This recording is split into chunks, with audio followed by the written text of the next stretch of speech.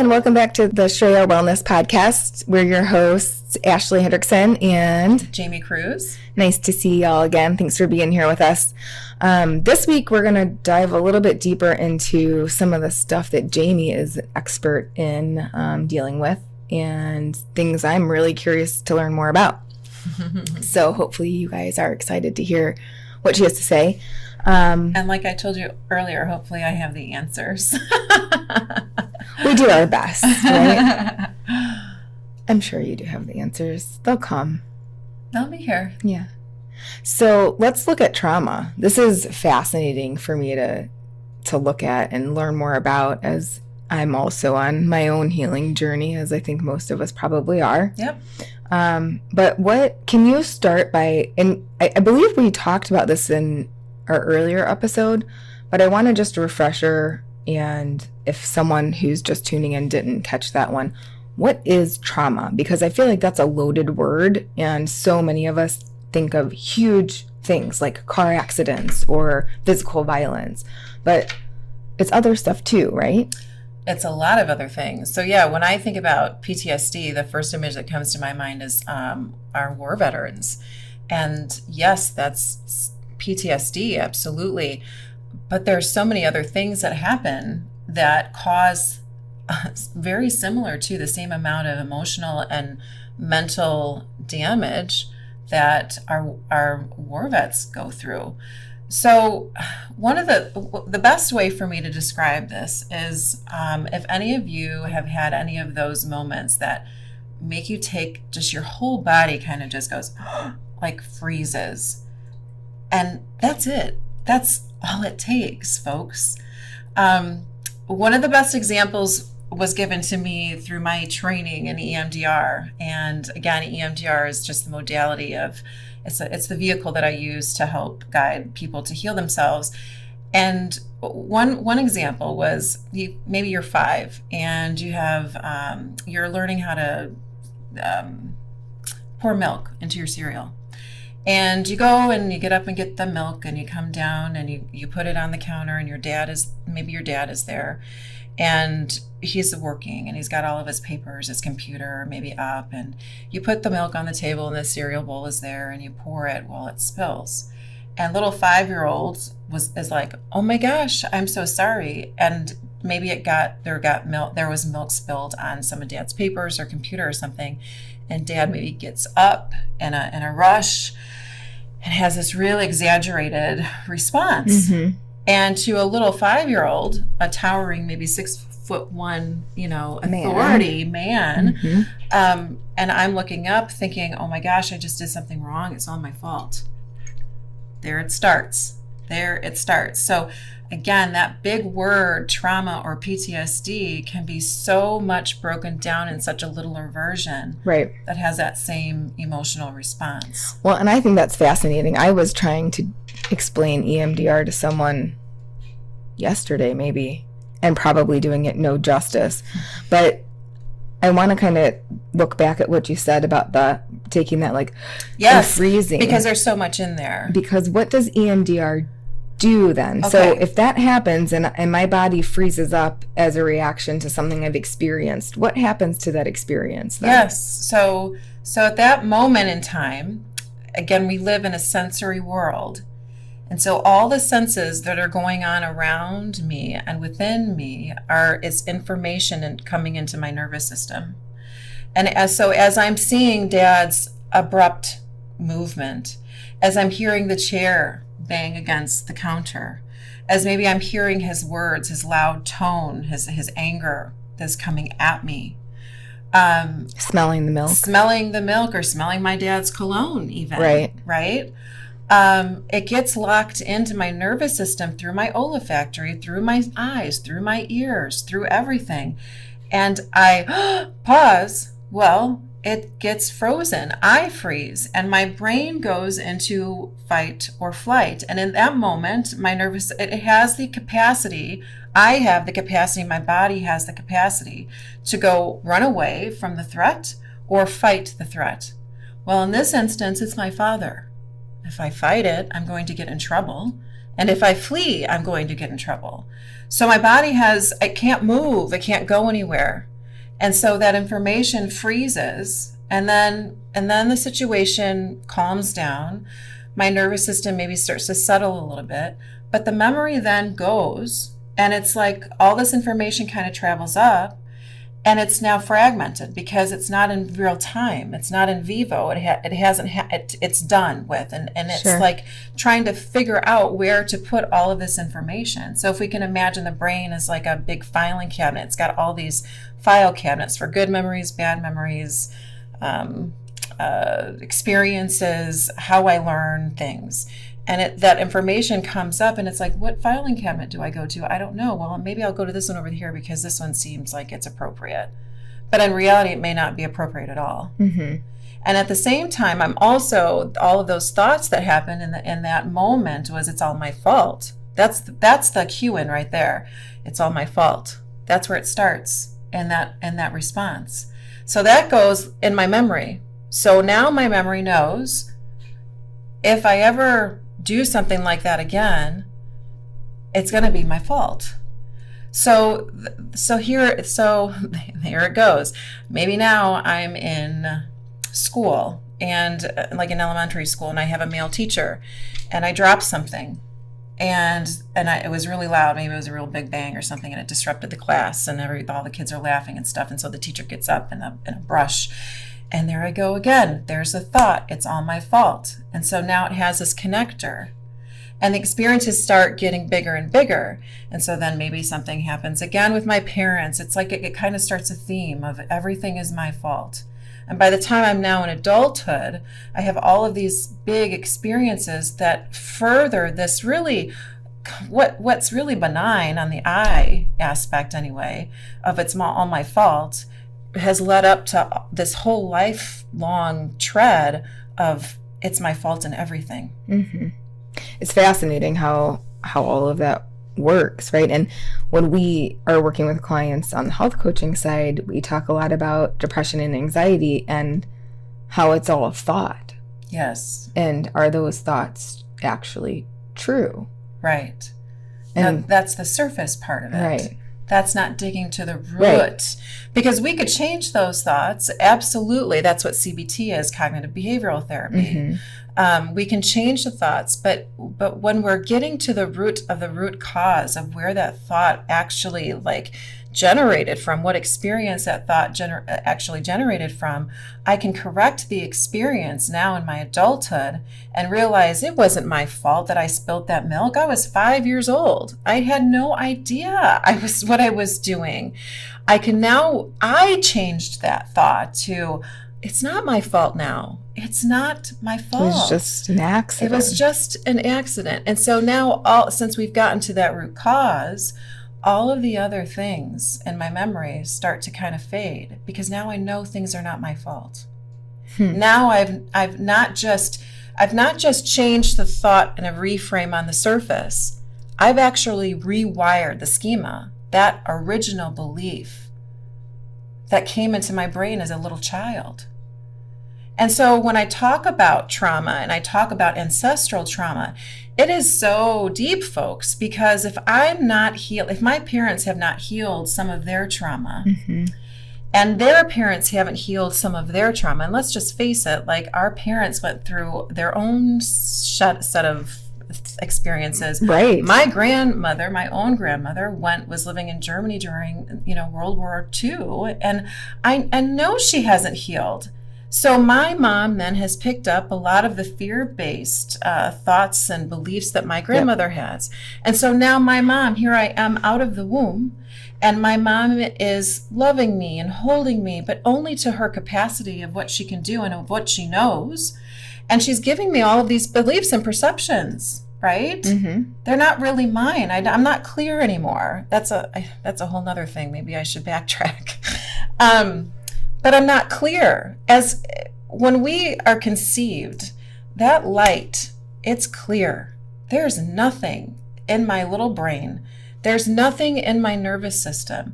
For me, again, no affiliation here with any kind of religion, but that is God. That is the breath. That is you. That's your pureness and your holiness and why you are you're here. You've arrived. Right. Now, when we go into 10 weeks gestation, maybe we start to sense and feel mama's stuff, and then I'm no longer pure because that stuff's not mine. Right. That stuff's hers. Yeah, and we are so much a product of our environments. That's right. That's right. So then when I come out of the womb, I'm maybe a little like, my nervous system is a little like off kilter, not like that pure holiness, right? But now I'm being touched by my mother, my father, my grandmother, my grandfather, my aunts, my uncles, my cousins, my peers, my friends. So this brain that was pretty much empty, clean slate, is not a clean slate anymore. I start to adapt myself to my world that I'm living in, provided by the people in my environment, which always aren't the healthiest of people, folks. And start believing all the things that we're being told or we hear as truths about outside of our family dynamic, about inside of our family dynamic, about ourselves. Right? Mm-hmm. And all of those, I don't know what you want to call them, stories, words, phrases, start to develop who we believe we are as a person. Right? Right. Yes, and so then every experience, I mean, this is, for those that are listening that are therapists, this is kind of like what an internal family systems is, which is another healing modality that therapists use to identify the different parts of a person. So when we have these moments of like the spilled milk, or when we have moments of I'm a perfectionist, where does that start? Where does that role come into? Where does that start? Oh, we'll have to do another episode on that. That's pleasing. It's pleasing. I've gotten in trouble somehow, some way, some fashion, for not being good enough. Mm-hmm. And so that part kind of comes in to protect. Sure. That part of not wanting to feel I'm not good enough. Yeah. So we have all of these. Simple. It's so simple. So hard. Well, so hard because all of these parts now serve function to really keep this heart protected. Yeah. I say that all the time. Like the stuff that I'm going to talk about, super, super simple. Does not mean it's easy. No. Right? No. It does not mean it's easy. And it doesn't mean it's not impactful either, which I think is kind of what you're getting to. It could be a very simple moment in time, innocent even, but the impacts can be so sometimes huge. Yes. The way that, they affect, it's like the butterfly effect, right? It's like the one little change can veer you off so many different paths. Right. But that's okay. That's where compassion comes in. That's where grace comes in. That's where understanding that we are part of something way greater. And all of this work that you're doing, that we're doing, and all the experiences that have happened to me and have led you to be where you are at, that has led me to be where I'm at, that has led you to be where you're at. So there's no, like, it's not bad. It's not bad. Like, I can't blame my parents. Like, I thank my parents because they really have shown me who to be. And I've undone a lot of things, but I wouldn't be able to do those things and undo those things and stand here today to talk to you guys about how to undo those things. So I love that undo, because I'm asking the question a lot, what do you need to learn or unlearn in order to further your healing? Right? And there's so much on so many levels that we need to unlearn and let go of. Yeah. And so EMDR seems like a great way to do that. I don't know if we can do this. So if we can't, maybe we'll just edit this question out. Can you do EMDR on me? Nothing crazy, but just to let people see what it looks like. Oh, sure. We could do like a calm place, safe place. Just to give them an idea. If they're like, what is EMDR? What am I getting into with this? Because it can be very intimidating. I'll say, I've been in a couple of sessions over the years, but anytime I'm going into something new that I don't know, it's very intimidating. So. Well, and so I do think that gives a little bit of pause for us to first talk about truly what EMDR is, because when you hear about EMDR and you find an EMDR therapist, I think the notion is I'm going to go and we're going to do EMDR right away. And that is not the case, folks, at all. That's what I wanted. I was like, just fix it. Can we just tap it out or No, whatever we need to do? no. We can do other things to help you with that, and we can talk about those things. But EMDR is a process because it takes us to be really vulnerable and really intimate with that past hurt to be able to move it. And so an EMDR therapist who can get you really tapped into that pain, you're going to have the most success with. And for someone to come into my therapy office and want to do that right away, are you kidding me? Got to build rapport. You're trust, exposing yourself. right? You're right. I don't know who you are. And depending on trauma, so there's just developmental trauma, which is that it's the childhood trauma that has been kind of raised with us, grown with us, that happens over and over and over again in childhood. Or there's single event traumas, or there's like marital traumas, or there's so many different traumas that we really need to get into who you are and how you work and get to know you so you can trust the process. Sure. And on top of that, EMDR is not always just processing trauma.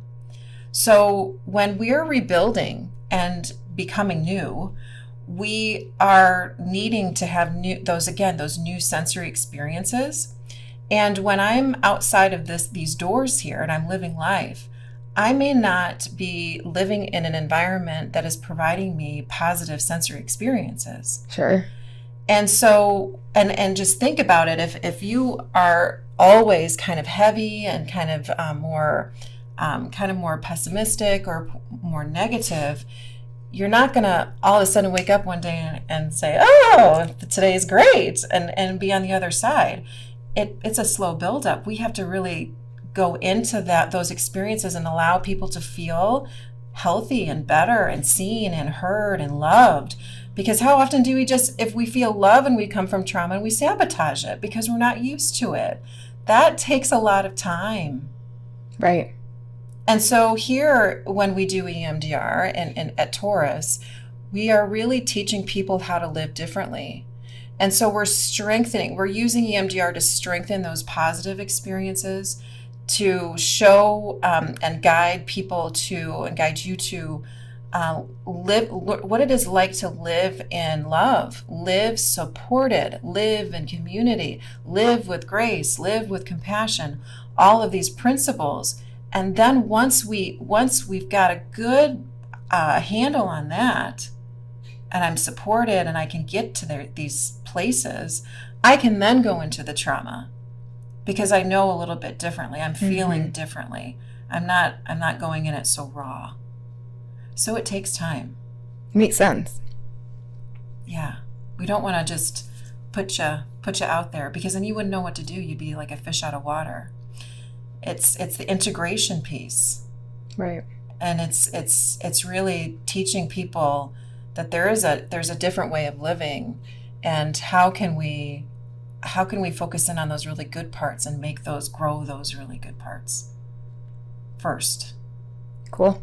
Yeah. So yeah, if we can do something just quick to give them a taste, then let's do that. So do you have a place? So we're going to do a safe place today. So in EMDR resourcing, we call it resourcing.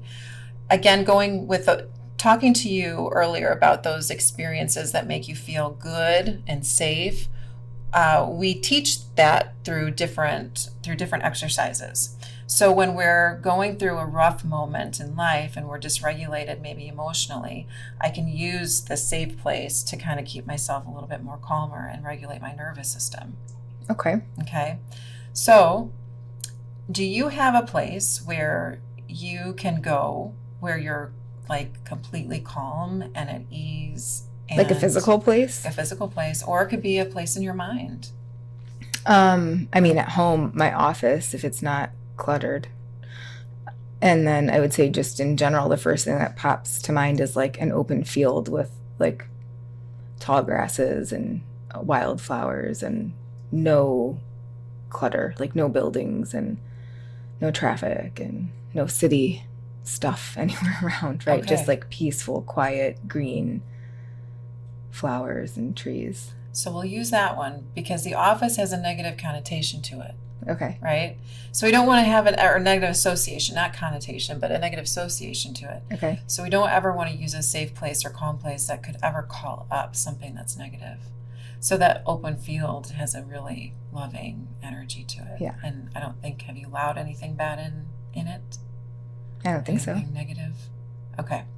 So I want you to imagine that place. I want you to really vivify that place for me, to put me right in it with you. Okay. So explain it. What you hear, what you see, what you feel. Again, using those senses. Okay. What you smell. I smell like grass, like that summery grass smell. It's sunny, blue skies, a few fluffy clouds. Tall green, really bright green grasses, those wildflowers that you see growing on the side of the highway, like purples and yellows. And, maybe there's a big tree over here somewhere, but it's pretty much just an open space. And it makes my whole body just like let that sigh of relief out. Like I feel like my soul is calm. I feel grounded. I feel relaxed and just at peace. Beautiful. Where do you feel it in your body? Everywhere. I mean, it really does feel like someone let like the pressure valve off, but I'd say most like in my heart. Just feels calm and still. Calm and still. What do you hear? Birds, some wind like rustling the grass.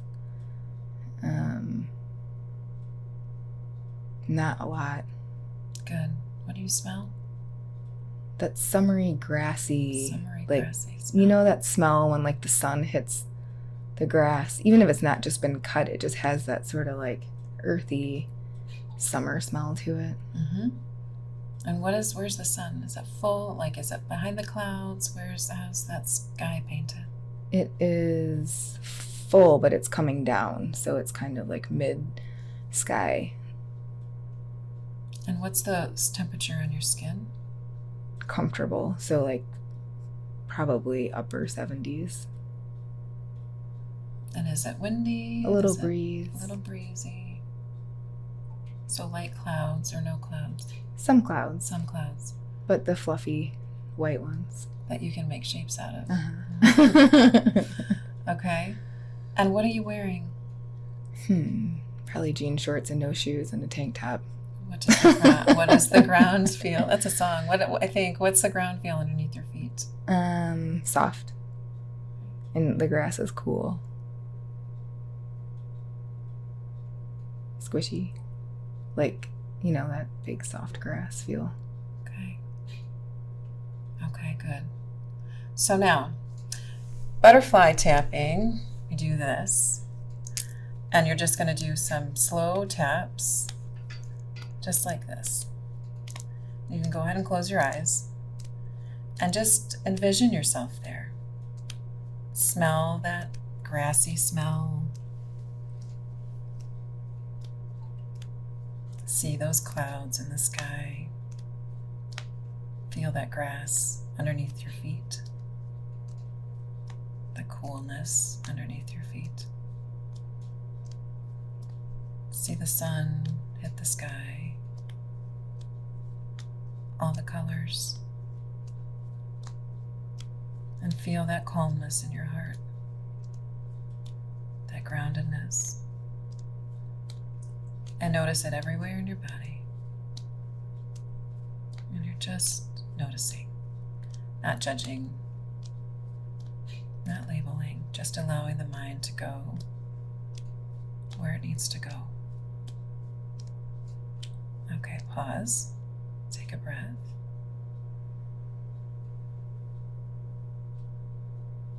Go ahead and open your eyes and tell me what you experienced.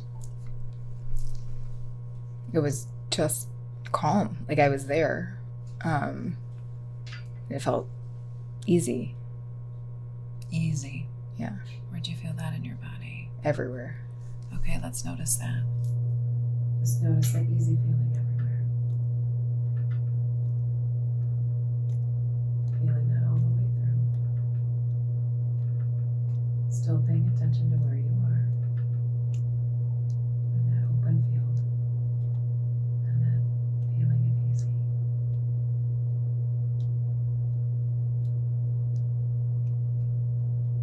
Okay, pause. Take a breath.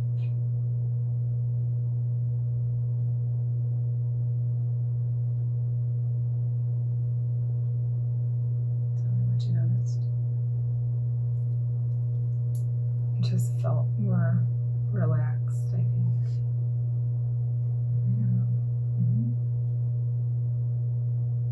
Calm. Calm. Yeah. Calmer before we started. Yeah, for sure. I feel it too in my nervous system. Like everything kind of just went like back down here. Right. So that's safe place, calm place. Nice.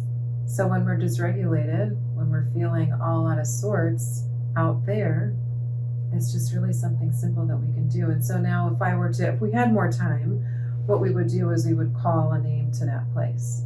And we would say open field or field. What would you use? Home. Home.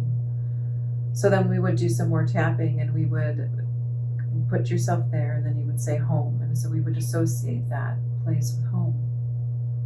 And so then when you practice this outside and you get really good at it, you can just say the word home. And what it does is it calls up that experience to right here. And it brings everything down. Nice. Yeah. Thanks for that. Yes. I hope you guys enjoyed that. Maybe you tapped along too. But if you want to do some tapping, We can teach you. We can teach you. You need to build your calm, safe home space for yourself. Feel free to reach out. Really, we are here to help support. If it's not us, we have a huge host of colleagues who we can help kind of direct you to so that everyone's getting the support they need, which is really the goal of Shreya. Absolutely. Is to make sure that we're supporting each individual in the way that makes the most sense for them, for where they are at currently in their journey. So that was a little just kind of, I don't know, I got a wild hair and I thought, why not? So hopefully y'all enjoyed that little exposure to EMDR if you have not experienced it yourself. And thank you for doing that with me. That was nice. Good. I'm glad you enjoyed it. Yeah. If you have any questions, feel free to drop comments or message us directly. And thanks for tuning in, guys. We love being here for you. Hopefully you're enjoying the content. If there's something you'd like to see in future podcasts or things you'd like to go a little deeper on, drop it in. Let us know. Drop it in. All right. We'll see you in a week. Okay. Peace, love, guys. Take care. Bye.